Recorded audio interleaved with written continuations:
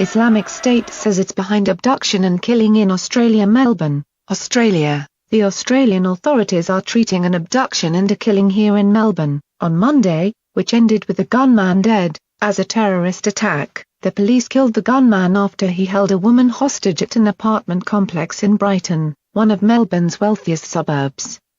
The woman was rescued, and another man was found dead in the lobby, the police said. The authorities did not immediately identify the victims. 3 officers were injured as police stormed the building. The police identified the gunman as Yacqub Khayre, an Australian citizen with a long criminal record who came to the country from Somalia as a child refugee.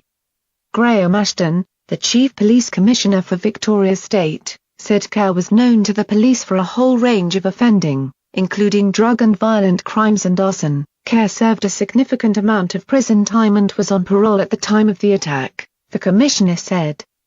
The gunman was acquitted in an investigation of a terrorism plot in New South Wales several years ago, but since then, he was involved in more general criminal offending, Mr. Ashton said. He added, there wasn't anything suggesting he was about to do this. The Islamic State claimed responsibility for the attack early Tuesday morning, Melbourne time, calling the assailant a soldier of the terrorist group. The statement said he had acted in response to the group's public calls to supporters to carry out violent attacks against countries in the coalition that is trying to defeat IS in Iraq and Syria.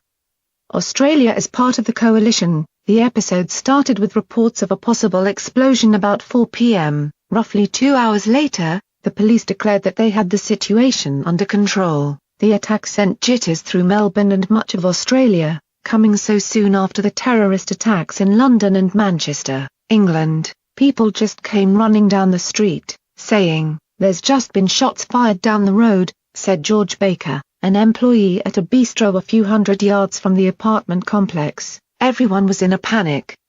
"We were all watching the news, working out what was going on." The evidence pointing to terrorism first emerged with a call to a television station during the siege, in which a man said, "This is for IS," presumably a reference to the extremist group, and, "This is for Al-Qaeda." The station, 7 News Melbourne, said that it and the police believed that the call had come from inside the building where the siege took place. A woman could be heard screaming in the background, 7 News said.